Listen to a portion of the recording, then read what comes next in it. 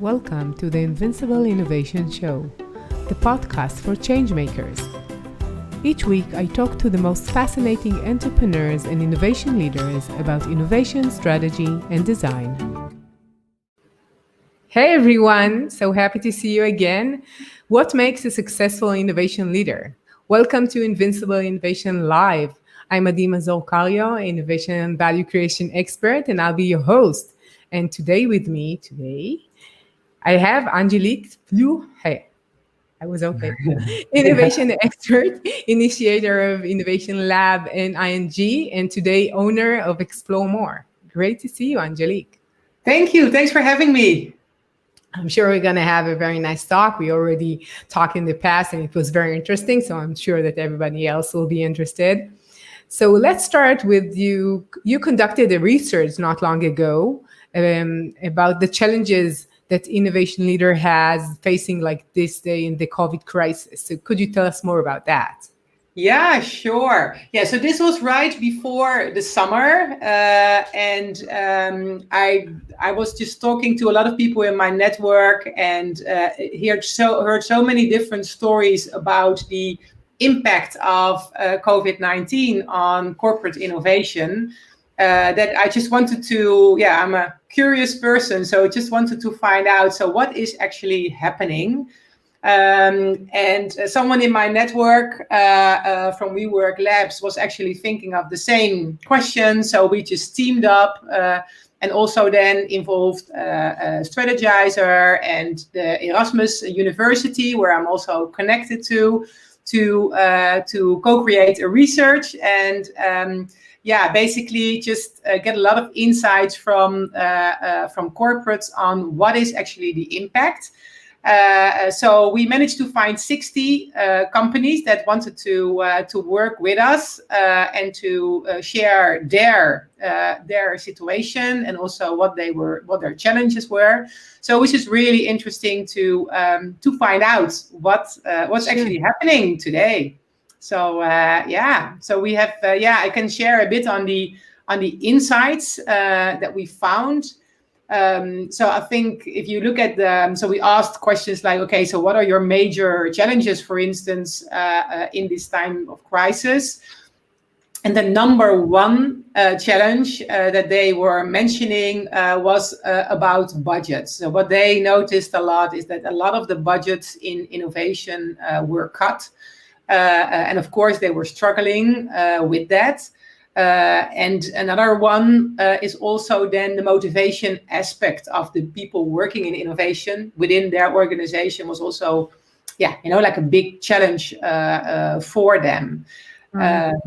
We also found opportunities, actually. So it's not only challenges, right? It's also, there were also opportunities that we found. For instance, what a lot of people mentioned is that this crisis is speeding up the digital transformation of their organization, or all of a sudden there is actually a need for innovation just because the pressure that's on the organization. So I think that's also, you could say like I wouldn't say a good thing, because of course in a crisis like this with so many horrible things happening, there is no such thing as a good thing, but there is like an impact that can also then help to speed up your innovation activities. Sure. So there's quite still a mix. I mean, that is what we found, but quite interesting to also. Yeah, it's interesting. So do you think that the motivation is related to the fact that they're working differently, the unknowns, the reductions in budgets, the cuts, or what would be the reason for them to be less motivated? Yeah, so there were a couple of things. Indeed, as you mentioned, the fact that the innovation budgets were just less budget. So basically teams, for instance, were stopped literally, and their innovation initiatives were stopped. And that's, of course, not very nice if you're in one of those teams. Sure. But also what I, for instance, saw is that what a lot of people said is that there is an impact on the ambitions. So, for instance, we saw quite a few organizations that were looking more into, let's say, short-term incremental innovations. And of course, there are a lot of people working in the innovation area who are, of course, okay with working on incremental innovation, but get really, really excited when they are allowed to think a little bit more long term, and also really to then create, I don't know, complete different business models that don't exist today. And what we saw is that there was, not for all the companies, but for quite a few of them, there was a shift towards more short term compared to long term. And I think that is also one of the factors. And another one that was mentioned, and that's of course not only for people working in innovation, but basically for everyone, is that they were really missing the, let's say, interpersonal contact. In general, I would say people working in innovation are outgoing by nature. And that, in combination with social distancing and having to work from home, also wasn't always helping. Let's put it that way. Yeah. So one of the things we said we should discuss is what are the skills and capabilities needed for change makers. And we started talking about the fact that they want to look long term, they want to be creative and influential, and they are outgoing, and they love to co-create things. So other than the fact that we already discussed some of it, what will be like the main skills that a change maker or innovation leader needs? Yeah, so I think one very important one is curiosity. I think that is really key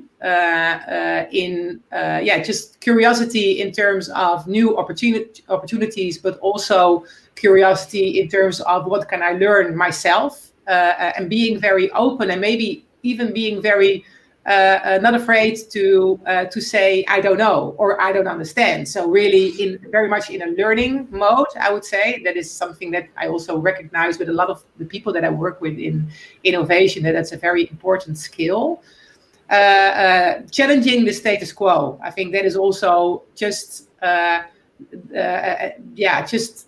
don't be afraid to challenge yourself, to challenge others, to think 5 times why, 10 times why are we doing what we're doing, and are we doing it in the right way, or is there a way to do that better? So I think that drive is really important. And I think another one, if you're looking at corporate innovation and installing innovation in a context, in the context of a corporate, is also the understanding that innovation in itself is a system, and that there's all parts in the system that need to come together to make change and innovation happen.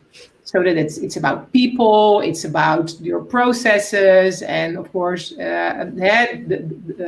being a master in design thinking, lean startup methodologies, and really, really understanding it, and also being able to not only apply it yourself, but also help others to apply that. I think that is really key in innovation as well.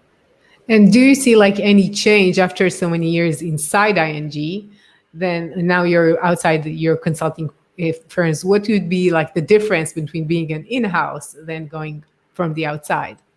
Yeah, that's a good question. So for me personally, I've always felt an entrepreneur, also when I was working in ING. So the things that I was mentioning, like challenging the status quo, or being, trying to get better all the time. I mean, that's those skills I was also applying when I was in ING.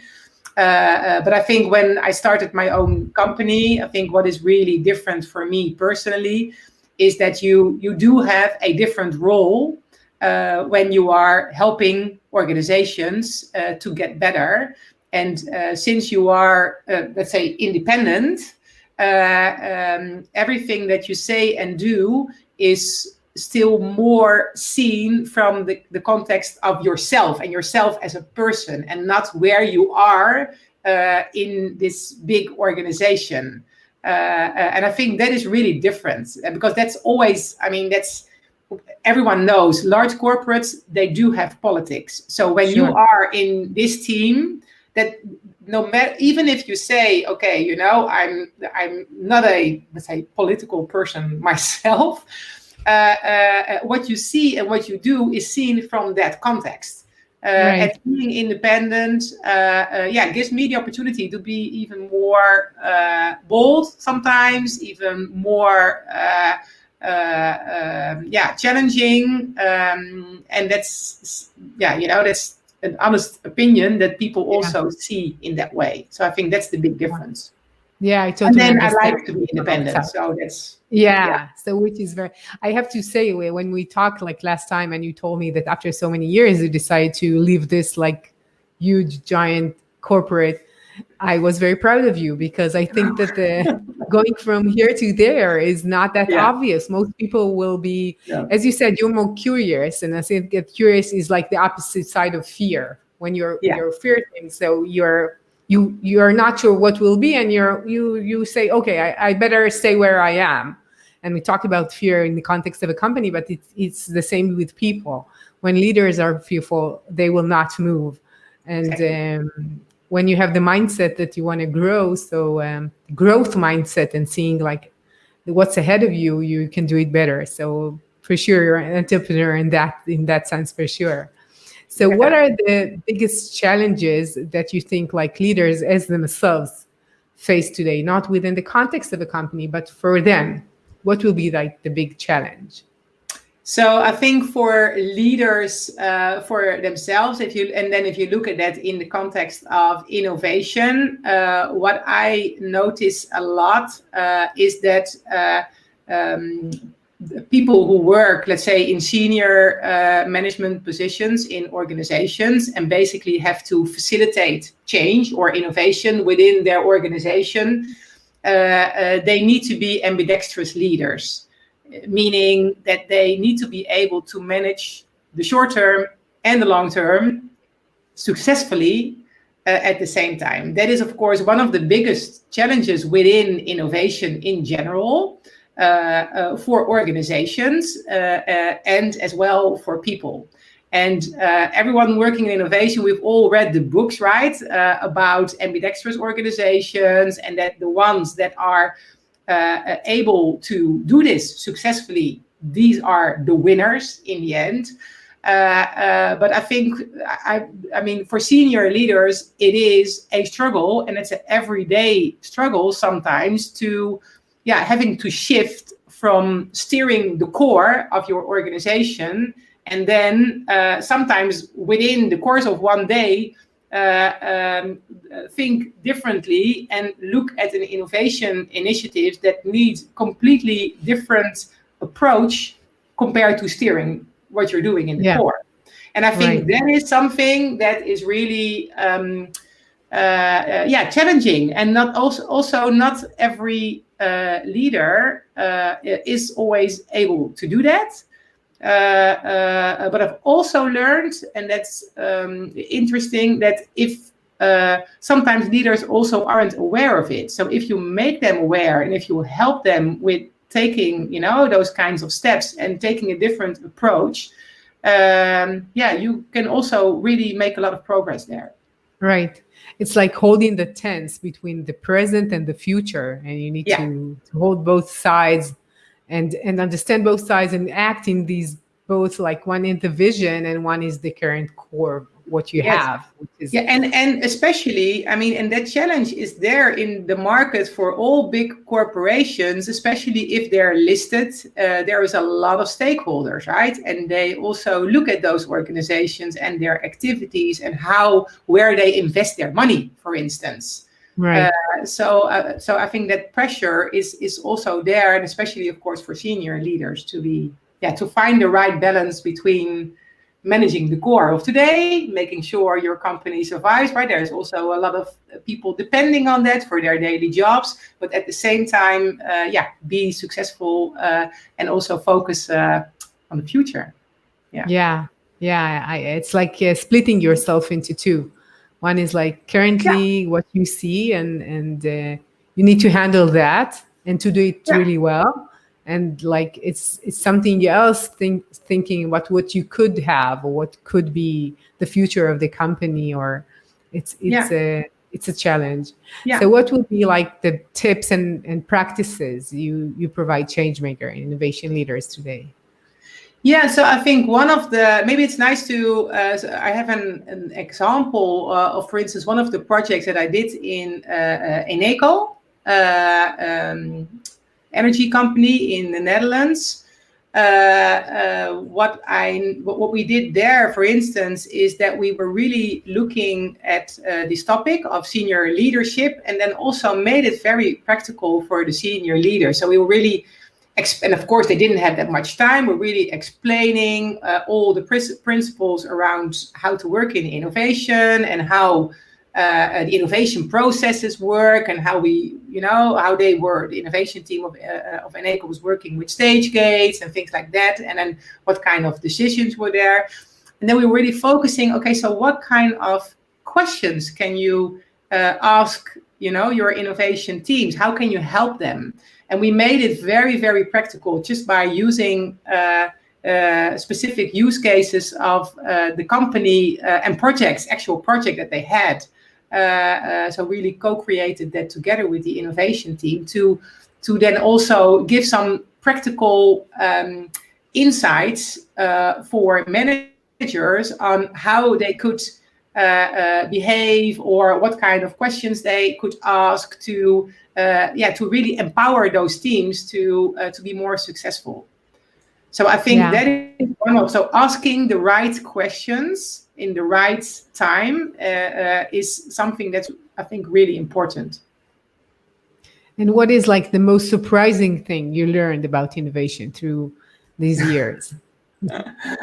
So many surprises, yeah. So I think one that is really that maybe stands out for me is the aspect of timing. And because there is a lot of things that you can orchestrate and organize and really make sure that then you think everything is there, and then you have the aspect of timing. Are you not too early with your ID, for instance? And I remember also from having worked in ING, of course, for a long time in the innovation lab, that we, and maybe if people from ING are looking at this, they are maybe laughing and they know exactly what I mean. That we had ideas that, were still very high level. We had some aspirations and some ideas, and they just didn't make it. And then years later, literally years later, we all of a sudden saw those ideas. And I remember then with some colleagues who were sometimes texting each other, did you see that? That was, I don't know, that was something that we were already thinking of, but just the time wasn't right. So I think you can orchestrate all you want, but there is this aspect of timing that you just cannot influence. Yeah, and I think that is maybe, well, it's a surprise. It was a surprise to me. It happened to me a couple of times, and now I have learned from it that sometimes you also need to be patient, because people working in innovation, they are used to thinking far ahead. That is what they like. But you can, sometimes the timing just isn't right yet. And then you need to be patient. And that's maybe also a tip. Then never throw away your learnings. Because that's something that you learn today, and that's maybe not successful today, might be a trigger for a future initiative. And then all of a sudden, everything that you've learned today can still be applicable, or you can reuse it or use it as an input in a different way. Yeah. I think it's related to, after so many years of working with startups in Israel, I know that there are two factors. One is like the team, which is crucial. Who are the people who are doing that? And second is really timing. They could have a great idea and it's the market is not there yet, and it's not the right time. So they've done everything perfectly, and it doesn't work. So I think it's really important. And when you see innovation as a context, as a corporate startup, in a sense that you're trying to create something different in some cases, or change the current processes and a way of thinking, it's very, very similar in that sense.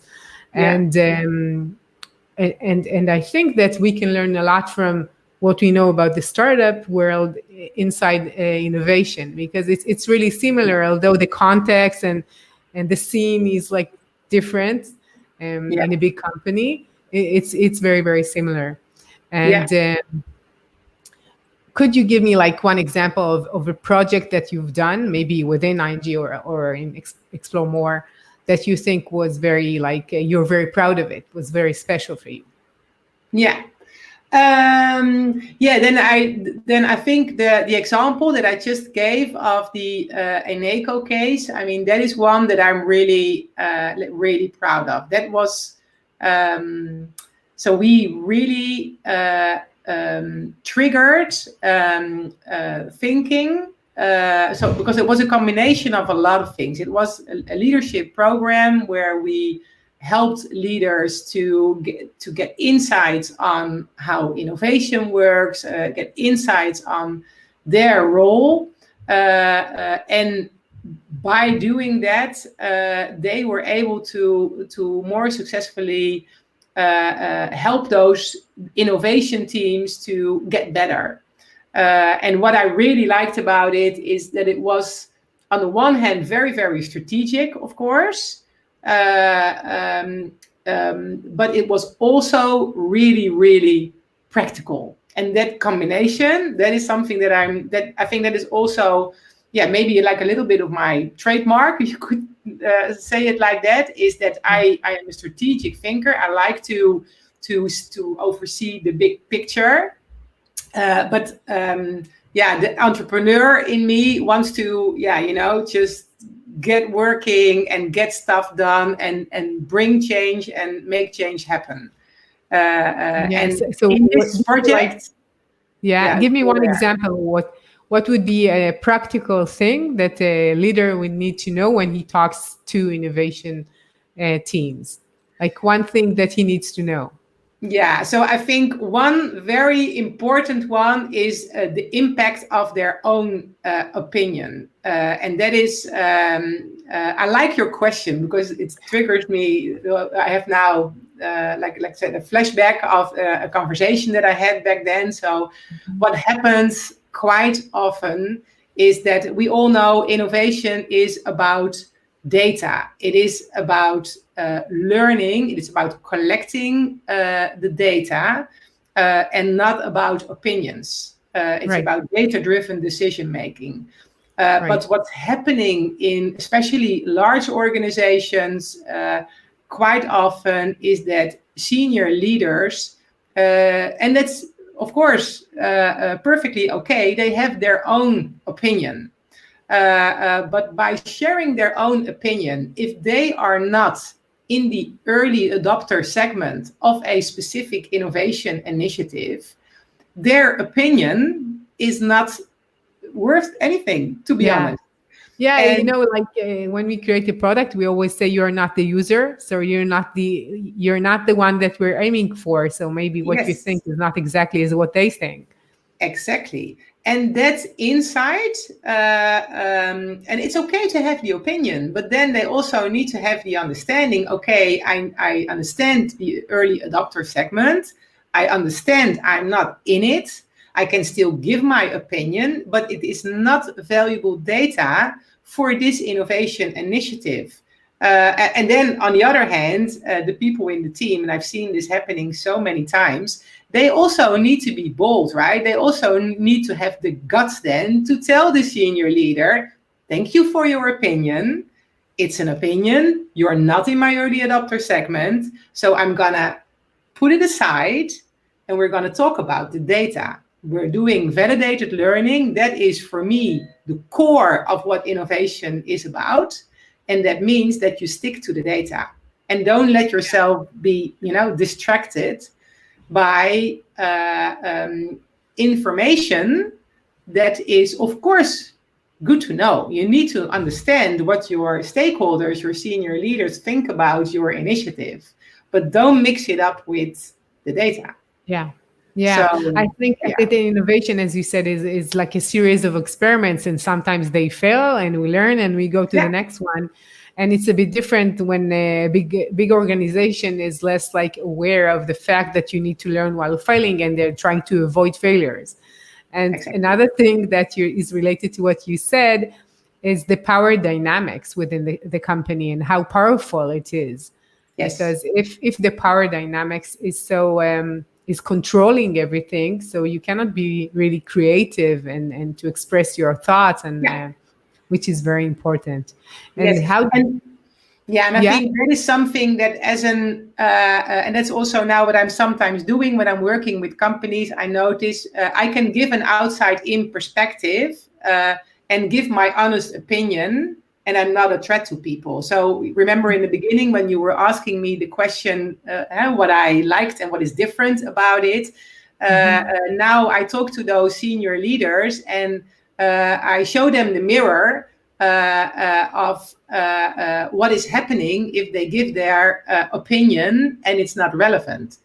And me saying that as an and of course I can do that, but I can just do that by sharing my own personal lessons in a nice way without attacking people or anything. Yeah. I'm just sharing that as an insight that I had, and then you see that people start thinking about it. Okay, yeah, so.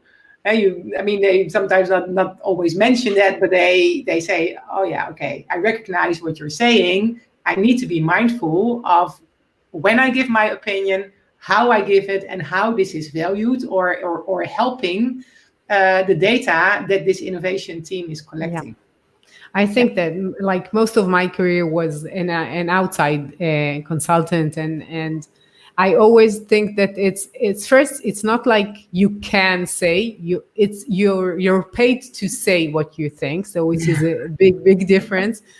And the second thing is that you're not suspected in any sense that you have like you're connected to someone, you're part of the Yeah. politics, you sat with No. someone at lunch and you'd like to work with him more, or whatever. Yeah. Like it's very clear to everyone that you came from a very clean point of view, and it's Exactly. only your professional point of view, which is really Yeah. important. Yeah. And then I think that in innovation, after you're in an organization, sometimes it's hard to change because it's like you're fighting all the time to create something which is not here yet. And Yes. when you come from the outside, it's much easier for you because you don't have the barriers, or Yeah. even in your mind, that you have as someone from the inside, which is really makes sense. And Yeah. if let's say an innovation leader would come to you and would say, okay, we're in the middle of this crisis and we're cutting costs on innovation, what would be like the first reaction you will give him? Yeah, so my first reaction would be that it is a understandable and reflex of a corporate to do so, but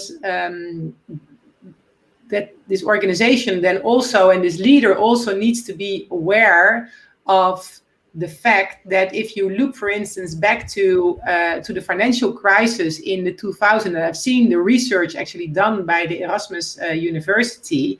Yes, on the short term, if you cut down on the cost, this might be have a even better or positive influence on your share on the market. But if you look longer term, it's going to backfire. So yeah, that is what I would say. To keep that in mind. Keep in mind, although it's understandable, although the pressure is there, keep in mind that on the long term, it pays off if you keep investing in innovation for your people, for your organization, and also towards your shareholders. Yeah, I think it's related to what we said in the past, like that you need to see what's going on right now, and you need to have the vision, and there is tension between these two. And which one would you say? Like I'm protecting my core, I'm going back to my core, or I'm thinking about what I could do, or what are the opportunities out there that this crisis may hold. Exactly. And actually, in general, I think companies always need to be ready to reinvent themselves. And that means that you keep investing in innovation. And a crisis, as we are seeing today, is making that need even more apparent for everyone. I would say it's and you now literally see it. Of course, there are organizations that are in that situation already, that they have to, because their existing business model simply doesn't work anymore. And then how successful they will be depends on whether or not they have the flexibility and the agility and the open mind to be able to reinvent themselves on the spot. Because if you then start building your innovation capabilities, you're too late, right? Right. It's like an insurance. To do innovation is like an insurance. You need to do it and pay all the time. And when you have the opportunities, you just catch them. But it's not something that you do while you're within a crisis and start there. No. And we know that now we surely know that it's unexpected, and it could be a very wide change that you did not even perceive, and it's really fast. And I think that many companies, like you could take like I know sports and tourists related and hotels, for example, and then flights. They are like the first ones to suffer. But I think that maybe in a year or two, we'll see many other sub impacts going on companies, and then it will not be only related to exactly what's going on in COVID. It's related to the financial stats. It's related the way that the customers are perceiving what they're doing and what they're doing with your company. So, and I think it's related to what we said about the growth mindset, because if you have the ability to think differently and to perceive things with flexibility, you'll be able to do this change. And if you have never learned how to do it, now it's like it's only threatening for you. I know. And that's exactly the difference. Going back to the research that we talked about before, this is the difference that I see between the reflex of these organizations. It depends on there is, if people are interested, they can reach out to me. I can send them the research and the details. What they will see there is that companies that are more mature in their innovation capabilities, they were less affected by the crisis. And this is, of course, still short term, right? Then the effect now, you can only measure the effect on their existing reaction of today. But if you go back to the data of the financial crisis that was there already in the 2000s, I have seen research indicating that the same situation was there back then. And these companies that kept investing in innovation, they are better off today. Yeah.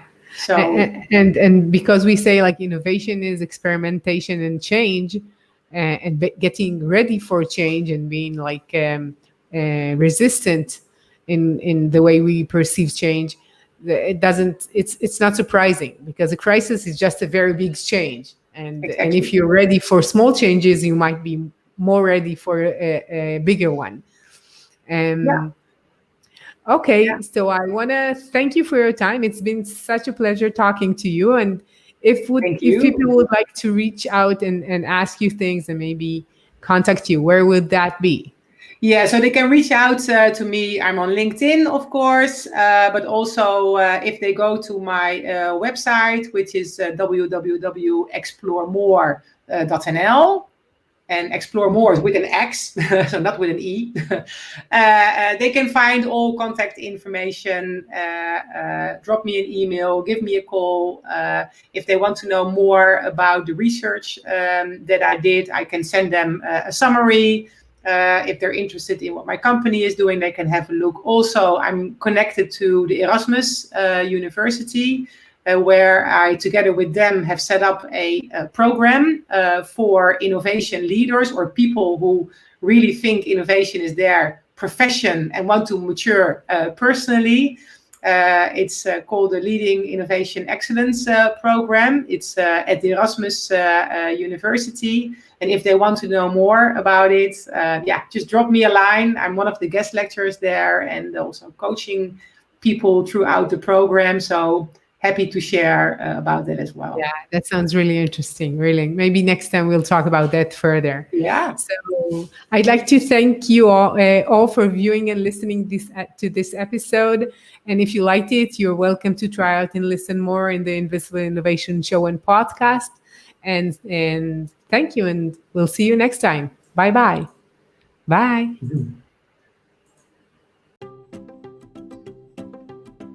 I'm Adima Zorkario, and you've been listening to the Invincible Innovation Podcast. Make sure to visit our website, invincibleinnovation.com, where you can learn more about our programs and my book, Innovating Through Chaos. I'll be waiting for you next week in our next episode. Thank you for listening.